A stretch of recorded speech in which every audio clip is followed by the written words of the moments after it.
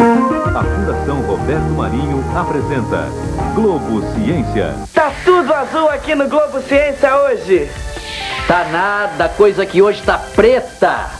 Que pessimismo! Só porque deu branco em todos nós aqui no Globo Ciência? Não há nada que um bom arco-íris não resolva. Na TV, o arco-íris se chama Color Bar. O Color Bar é um conjunto de cores usado no mundo inteiro como padrão para ajustar os equipamentos de TV. Ele é formado pelo preto e o branco, mais as cores básicas, divididas em primárias e secundárias. Como estamos falando de luz, as primárias são o vermelho, o verde e o azul. E as secundárias são o amarelo, o rosa, também chamado de magenta, e um tom de violeta conhecido como cian. Você está me vendo na sua telinha porque milhares de pontinhos de cores estão colocados um do lado do outro. E o seu olho vê a minha imagem. Não adianta o assunto não, Leandra, calma. O Globo Ciência hoje vai falar das cores.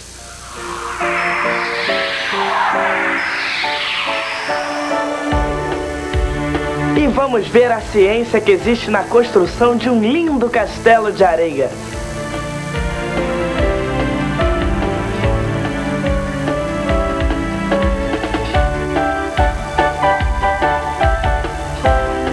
Vamos também falar do nada. É, isso mesmo. Até no nada existe ciência.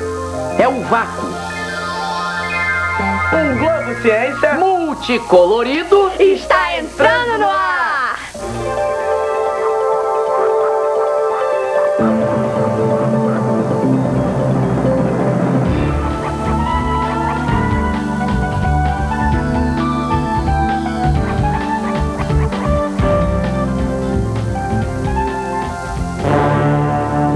No princípio era a treva. E quando houve a grande explosão que criou o universo, o Big Bang, surgiu a luz. Graças à luz, a vida evoluiu e passou a perceber as coisas coloridas. A luz é indispensável para se perceber as cores. A cor é uma sensação que os nossos olhos captam. Espera aí, se é assim então a cor não existe. Eu tô aqui todo fantasiado de azul primário pra nada. É isto mesmo, a cor não existe. O que existe é a sensação que os olhos captam dos efeitos da luz sobre todas as coisas. Se a gente for atingido por uma forte luz vermelha, olha só o que acontece com as nossas cores primárias. Acende a luz vermelha. Epa, eu fico roxo de raiva. Tá vendo?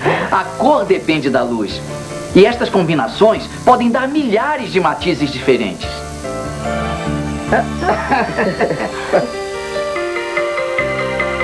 Para entender o que é a cor, é preciso a gente saber que existe a cor luz e a cor pigmento. A cor luz é formada pelos raios luminosos que o homem pode ver, como por exemplo a luz do sol. Ela contém todas as cores. As cores luz primárias são o vermelho, o verde e o azul. A cor pigmento é uma substância material, como a tinta. Ela absorve e reflete a luz. As cores pigmento primárias são o vermelho, o azul e o amarelo. As cores secundárias se formam através das combinações entre as cores primárias. Vamos pegar uma carona nas experiências com luz e cor no Museu da Astronomia. Neste lugar, a ideia é tornar a ciência acessível a todos. Aqui no Museu da Astronomia, o físico Aldo Muniz dá uma palestra sobre as cores e como elas se combinam. Mas primeiro vamos seguir o caminho da luz que atravessa o aquário. Se eu jogar a luz assim, veja que a luz entra, a luz vem daqui para dentro, né? Quando ela passa de fora para dentro, muda de direção. E quando vem da água para o ar, muda de direção de novo. Então a luz sofre refração ao entrar na água e ao sair da água. Agora, se eu mudar a posição do feixe dentro d'água, a luz passa do ar para a água. Agora aqui dentro d'água, quando ela vem para essa face daqui, ó, ela não consegue sair, ela volta para dentro da água. Esse fenômeno é chamado reflexão total. Repare agora o que acontece quando a luz atravessa um prisma. O prisma, nesta experiência, é formado pelo ângulo das três faces do canto do aquário. Eu posso, então, verificar que aparecem essas cores aqui, e essas cores são resultantes da decomposição da luz pela passagem de uma forma adequada pelo canto desse aquário. Essas cores que estão aqui e que nós podemos identificar, né? O roxo, o azul, o verde, o amarelo, o laranja, o vermelho, chamadas 7 cores do arco-íris. Newton foi o primeiro assim, a comprovar que a mistura das cores reproduzia a luz branca. Agora vamos à experiência contrária. Partindo das cores do arco-íris, o físico Isaac Newton mostrou que as 7 cores estão contidas no branco. Através do disco de Newton, girando, a gente pode perceber que as cores deram lugar ao branco. Nós vamos fazer um disco de Newton aqui, na Oficina da Ciência. Olha só. Agora vamos viajar com a luz. A luz natural que vemos é emitida pelo Sol. Os raios do Sol se deslocam a uma velocidade de 300 mil quilômetros por segundo no vácuo para atingir nosso planeta, a Terra. São vibrações eletromagnéticas muito rápidas. Estas ondas se deslocam pelo espaço e através da matéria. O número de vibrações por segundo define a cor da luz. Entre as cores visíveis, as ondas longas correspondem aos vermelhos e laranjas, cores quentes. As ondas médias, aos amarelos e verdes. E as curtas correspondem aos azuis e violetas, cores frias. Mas o meio por onde se propaga a luz também é capaz de provocar uma percepção diferente da cor. A luz que você está vendo agora na tela da sua TV não é refletida. A luz é emitida através das faixas coloridas da TV. A câmera capta a imagem em 3 canhões de cores: vermelha, verde e azul. Os sinais são enviados para um aparelho a cores. A tela da sua TV é formada por milhares de pequenos pontos coloridos. O seu cérebro completa o trabalho fazendo a leitura da imagem. A maioria das coisas aparece colorida por causa da absorção e reflexão da luz. Na natureza, as cores são imprescindíveis à vida. Algumas espécies de pássaros usam suas cores para atrair parceiros na época do acasalamento. As flores são coloridas para atrair os insetos que transportam pólen.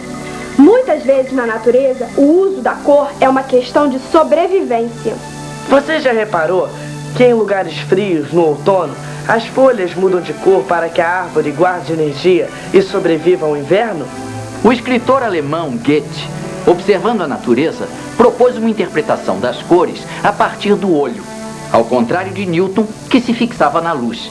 Goethe escreveu o livro Doutrina das Cores, onde afirma que é o olhar do homem que dá nome aos efeitos da luz.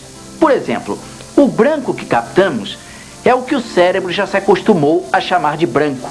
A observação do escritor Goethe complementa aqui o experimento do físico Newton.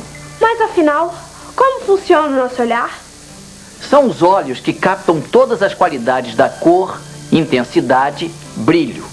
Quando olhamos para um objeto, a luz refletida nele penetra a nossa retina e no fundo do globo ocular os cones fazem o reconhecimento da cor.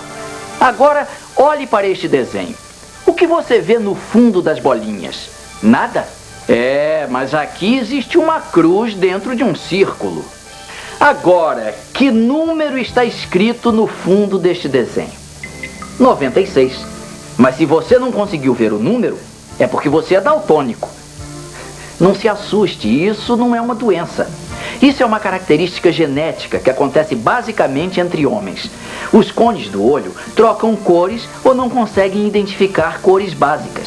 O físico Dalton foi quem descobriu essa alteração na percepção da cor, considerando as suas próprias experiências. Dalton era daltônico. Cada cor produz no homem uma impressão particular. E assim se revela aos olhos e também à alma. Os esquimós veem muito mais tons de branco na neve do que nós brasileiros. Eles têm inclusive termos específicos para nomeá-los. As cores também podem representar símbolos diferentes, conforme a cultura de cada povo. O luto é representado pelo preto na cultura ocidental, enquanto na China o luto é o branco, porque a morte é entendida no Oriente como renascimento.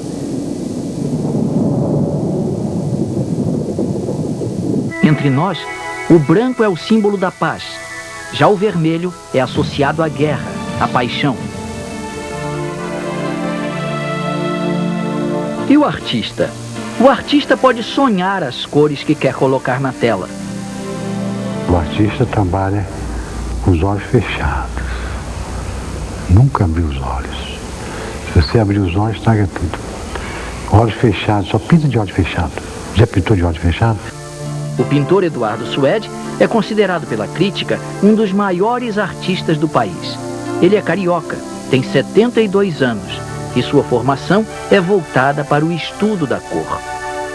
O azul ultramar, a gente sente que ele é muito forte, então pega o branco, mistura. Isso é óleo, pintura a óleo, entendeu? Ó, já fica bem mais interessante, né?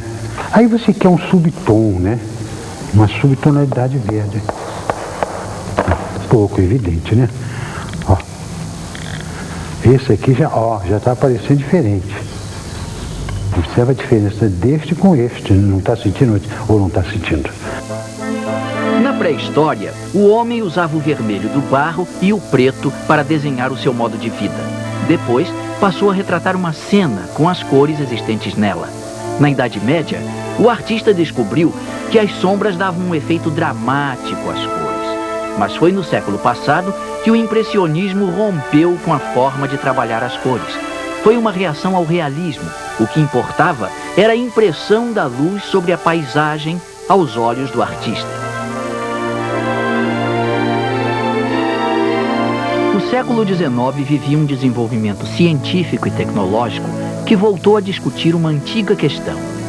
Existe relação possível entre a arte e a ciência? Foi isto que o francês Georges Seurat tentou provar, que arte e ciência podem caminhar juntas.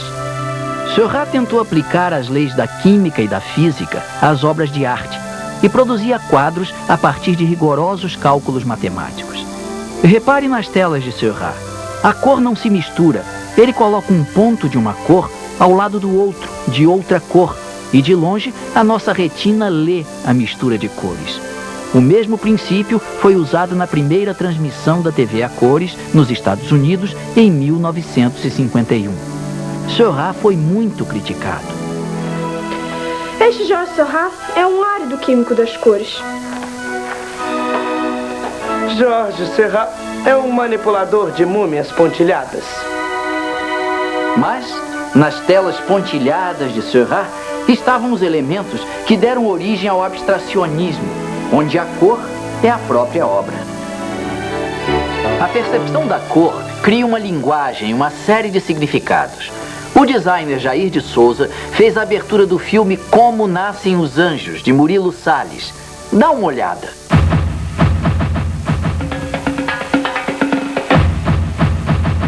As cores, quando passam muito rapidamente, o que acontece? A retina, né, ela retém a última cor. Aí vem a próxima cor. Repara bem isso quando você vê a abertura. Retém. Então, a cor anterior, ela faz uma adição com a cor seguinte. Então, cria-se uma terceira cor.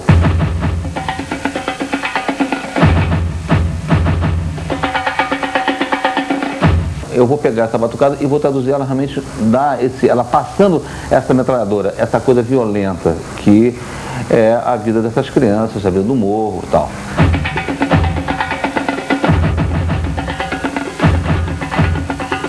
Daqui a pouco vamos fazer o disco de Newton. Quer dizer, vamos fazer as 7 cores virar branco. E você vai ver a química do castelo de areia. Nós voltamos já já.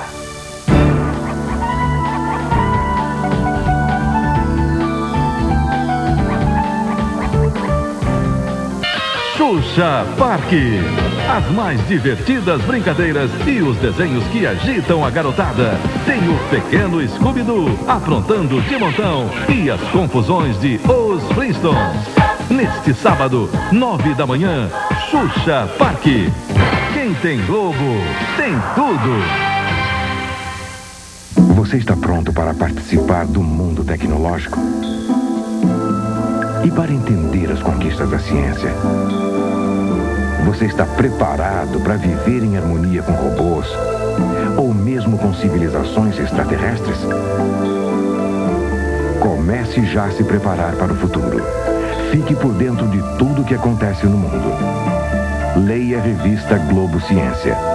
Só podia ser da Globo, claro. A maior vantagem da liquidação do Emura tá aqui, ó, na boca do caixa. Pisos, azulejos, louças, metais em 3 vezes sem juros. E tudo mais em até 12 vezes com jurinho assim, ó. Aquecedor central Cosmopolita, R$ 258,90. Aquecedor elétrico Cúmulos, R$ 748,90. E torneira elétrica Lorenzetti, só R$ 36,90. Liquidação no Home Centro Emura. A economia tá aqui no caixa. Toca pro Emura! Caiu do céu. Mônica, tentando ajudar um homem a aceitar a morte do filho. Se tivéssemos mais tempo... Infelizmente, temos menos tempo do que achamos. Neste sábado, 2h15 da tarde, episódio inédito de Caiu do Céu. Quem tem Globo, tem tudo. Na Biguaçu, você escolhe o final Gol 1000 entrada mais 36 de 393 ou 37 fixas, ou entrada com a primeira prestação para 60 dias, ou ainda entrada em 4 fixas e saldo em 24 fixas. Ufa, é a Biguaçu fazendo de tudo para ver você satisfeito.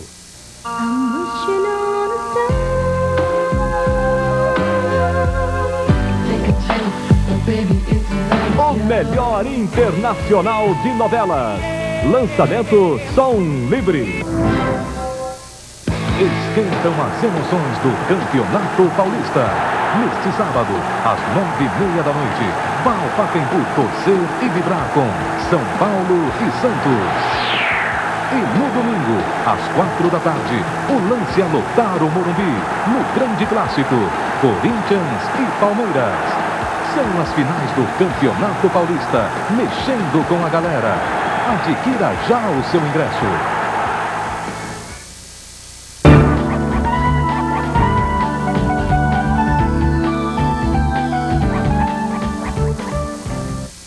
No dia a dia, as cores são usadas também para atrair as pessoas, movimentar a economia e o nosso inconsciente, a publicidade que o diga. A cor é essencial, é o que motiva, em primeiro lugar, a venda, né?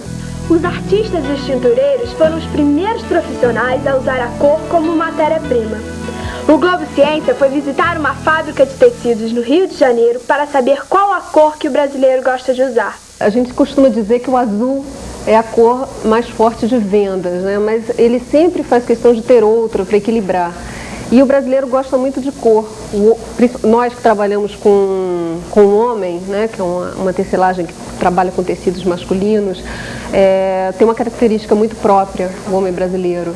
Ele gosta de camisa estampada, diferente do europeu, diferente do americano. Aqui no laboratório químico, os técnicos e os engenheiros fazem o que o chinês Chi Yen-chu fazia 2.500 anos antes de Cristo. Perseguem a cor. Ele inventou a primeira fórmula de tinta queimando um caroço de pêssego e misturando com colas vegetais. Hoje, os corantes são elaborados sinteticamente. A mistura de azul, vermelho e amarelo foi capaz de criar um grande número de matizes. Depois do laboratório, é aqui que a cor encontra o tecido. No caso do algodão, ela só existe quando o corante reage com a celulose da fibra. Essa é uma das formas de tingimento. O oxigênio e o calor também podem tingir. Estes são alguns segredos que a gente nem imagina na hora de tirar a roupa de dentro do armário. O tergal vai ganhar cor nesta máquina. Depois de receber o corante rosa, o tecido vai sofrer a ação do calor para dilatar as fibras. Quando esfriar, terá contraído as fibras e fixado a cor. Nossa experiência nos diz, basicamente olhando para a cor, quais os elementos que nós podemos colocar ali para imitar aquela cor. Se é azul, se é um castanho, se é um vermelho. Então um cinza nós já sabemos. Um cinza pré-definidamente é uma mistura de azul, vermelho e amarelo.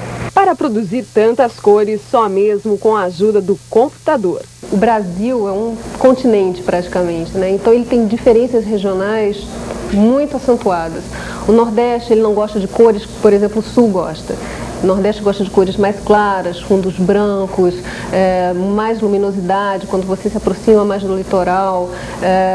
O Sul quando é tempo de inverno, ele prefere uma cor mais escura, que é diferente do Nordeste, não tem inverno. É cor para todo tipo de gosto. Afinal, a percepção da cor muda também de acordo com a época e com o interesse de grupos. É uma forma, uma linguagem, como outra qualquer, como a escrita, como outra qualquer. Então, por exemplo, movimentos políticos são típicos disso. Quando você quer mostrar uma rebelião, quer mostrar que está contra algum movimento, você usa cores mais quentes, o vermelho. Quando você mostra que você é uma pessoa mais pacífica, você vai para os azuis. Na época do fascismo, por exemplo, na Europa, os fascistas se identificavam pelas camisas pretas. E aí vai, o branco tem um sentido social diferente. Por exemplo, o homem que usa a camisa branca, clássica, ele quer se diferenciar daquele que usa uma mais colorida, com uma gravata. Então tem todo um contexto que as pessoas querem passar o que elas são.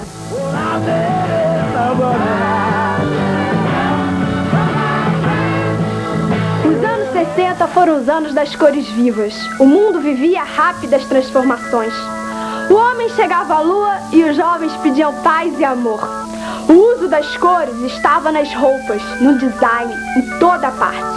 Foi um período alucinante.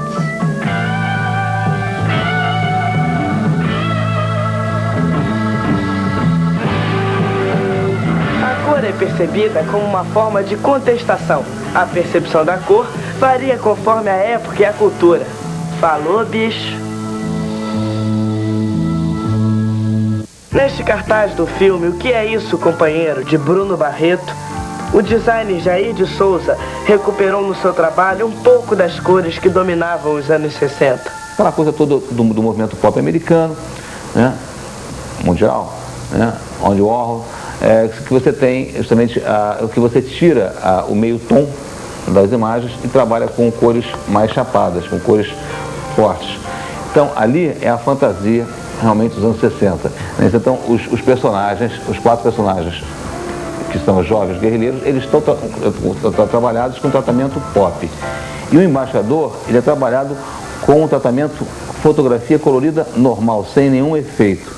Hoje as cores, além de iluminar nosso cotidiano, são fundamentais para nos orientar no trânsito e até colorir alimentos. As cores vão criando cada vez mais novas linguagens, na medida da necessidade dos grupos humanos. A cor é um elemento que dá estrutura ao objeto. A cor é uma linguagem, a cor é uma expressão. Quer dizer, ela transmite uma série de sensações. O mundo colorido, as cores que a gente vê no mundo, resultam dessa luz colorida que chega até nós.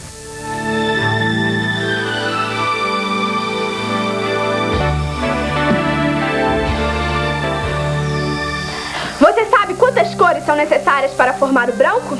Claro, isso é fácil. São 7, as 7 cores do arco-íris. Pois é, foi exatamente isso que Isaac Newton descobriu. Para provar essa teoria, Newton fez uma experiência, que é conhecida como disco de Newton. Vamos fazer agora um disco de Newton e ver se funciona aqui no estúdio do Globo Ciência? Você também pode fazer na sua casa. Presta atenção agora. Nós temos aqui os seguintes materiais: papelão, uma folha de papel branco, hidrocor ou lápis nas cores vermelho, laranja, amarelo, verde, anil e violeta, um compasso, uma régua, cola, tesoura, fita crepe e uma furadeira. Furadeira? Calma, calma. Daqui a pouquinho você vai ver para que ela serve. Agora vamos lá, me ajuda aqui, Patrick. Com o compasso, a gente faz um círculo no papel branco. Vejam só. Assim? Isso. Assim mesmo. Agora se divide esse círculo em 7 partes iguais, como se fosse uma pizza. O lápis.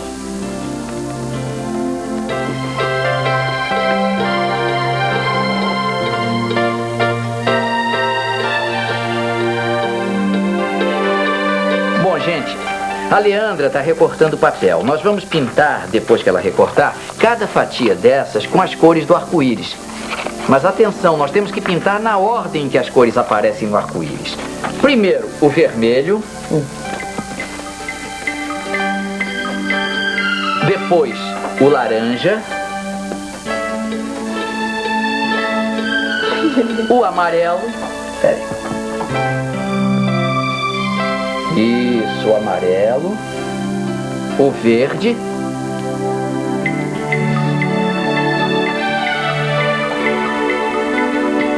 o azul,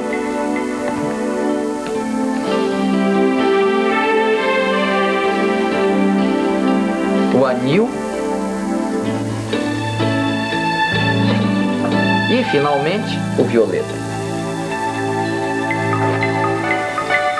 Depois que nós colorimos o papel com as cores do arco-íris, nós colamos esse círculo de papel num círculo de papelão. Vejam só. Formamos então um disco colorido. Olha só que bonito. É, mas ainda não está pronto. Precisamos fixar o disco na furadeira. Se precisar, peça alguém para ajudá-lo, viu? É, você tem que fazer um furo. Isso, um furo com uma tesoura. Vejam só. Bem no meio. Isso, bem no meio, sempre no meio, senão não dá certo. não dá certo. É. Bom, agora nós vamos colocar a furadeira sobre o círculo de papelão. E você vai precisar de muita fita crepe para poder fixar bem, Claro. para ele não sair na hora que ela ligar. Prender bem aqui. Muito bem. Mas ainda falta. Então você vai mostrar pro pessoal como é que se faz. Pronto. Agora que já está bem preso de fita crepe, olha só. Agora é só ligar com a velocidade. Aí, as 7 cores se misturam e formam um branco. Olha só.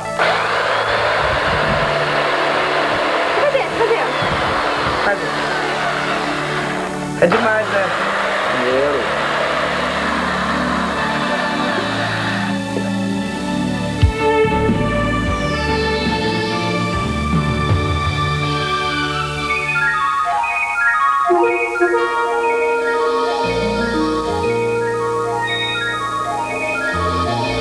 Mesmo na mais distante galáxia, sempre vai haver alguma coisa, em algum lugar.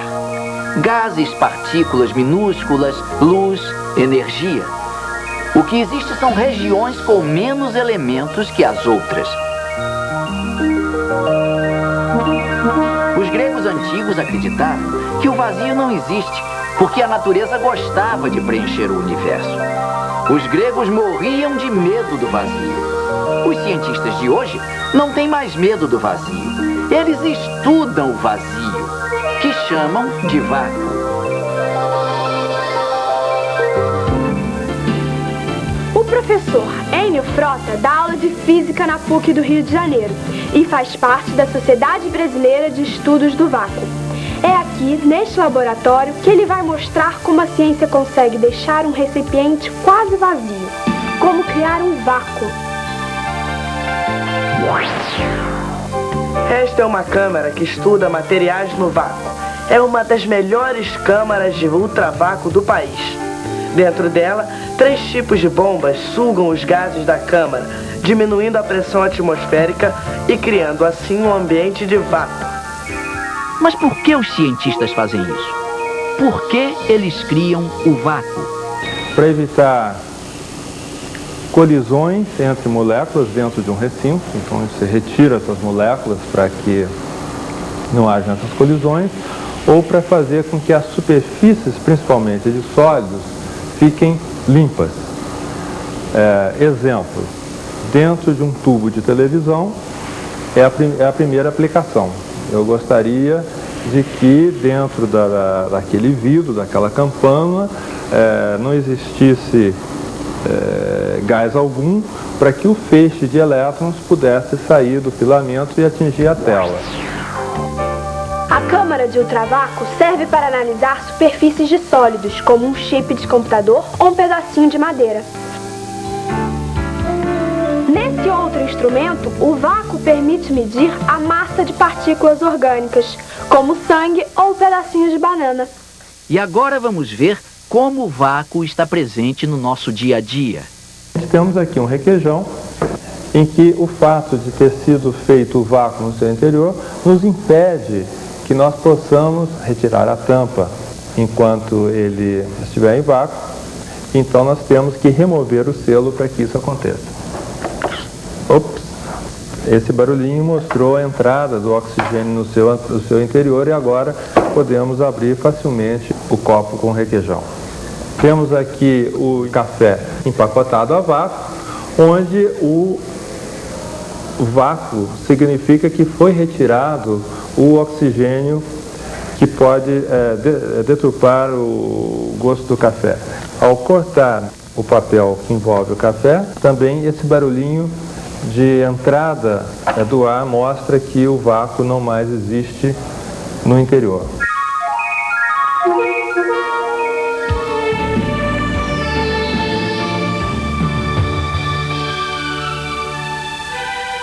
A ciência está em todos os lugares.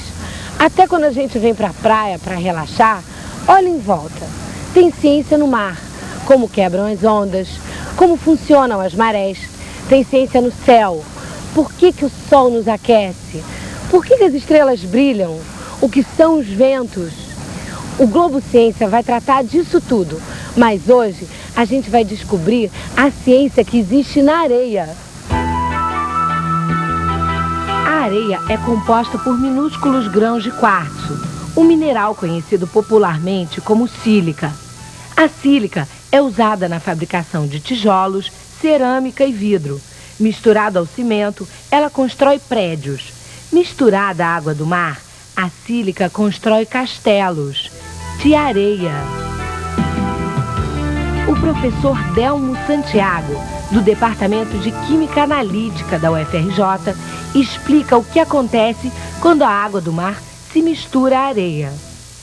A água do mar vai se distribuir entre os grãos da areia, tornando possível uma coesão, uma união maior entre esses grãos e a elaboração dos trabalhos que nós estamos observando.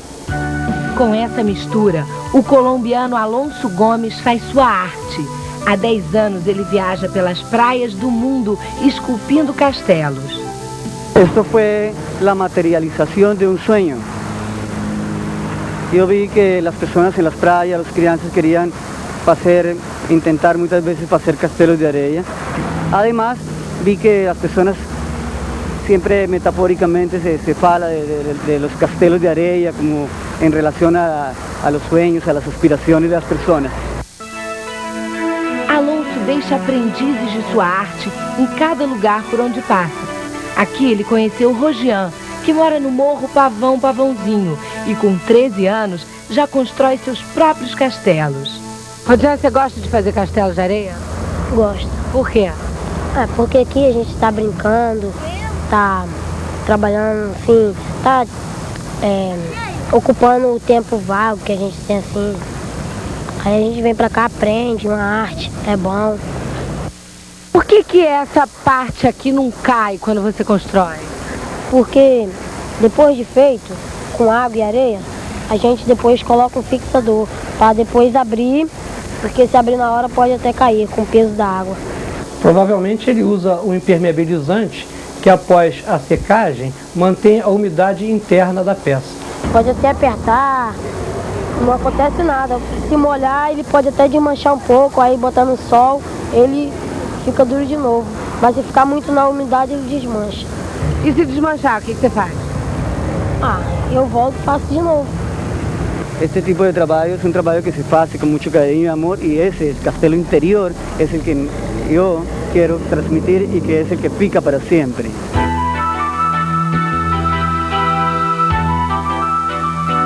De onde que você criou esse castelo? Na mente, criando mesmo aí, fazendo aí, brincando. E qual que é a coisa mais difícil que tem para fazer num castelo de areia? Que eu acho nada. Nada? Nada. E o que é mais legal? Fazer.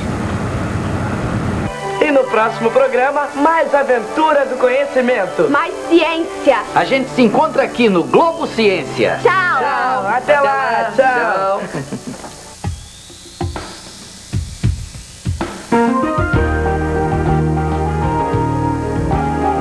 Rede Globo, São Paulo. Assista agora Globo Ecologia. Classificação livre.